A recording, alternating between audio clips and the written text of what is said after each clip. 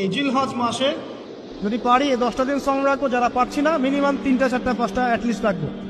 আর যারা সেটাও পারছি না, কমপক্ষে আরাফার দিনের সিয়ামটা যেন মিস না যায়। ঠিক আছে, আরাফার দিনের সম যেন মিস না যায়। আল্লাহ পাক তৌফিক এনায়েত করুন সবাইকে, আমিন। আরাফার দিনের সম বিগত 1 বছর, আগামী 1 বছরের গুনাহ মাফের কারণ হয়ে যাবে ইনশাআল্লাহ। যত গুনাহ আমরা করেছি 1 বছরে, আরাফার সম রাখলে সমস্ত গুনাহ মাফ হয়ে যাবে। একটা হাদিসে পড়েছিলাম, ইবলিস আরাফার দিনে সবচাইতে বেশি অনুতপ্ত হয়, মানে হতাশায় ভোগে। একটু আগে বললাম না, ইবলিস আমাদের প্রতিবন্ধকতা, সে সবচেয়ে বেশি হতাশায় ভোগে আরাফার দিনে। আরাফার দিনে আল্লাহ পাক কাছাকাছি চলে আসেন, রহমত নাজিল হতে থাকে, সেটা দেখতে পারে।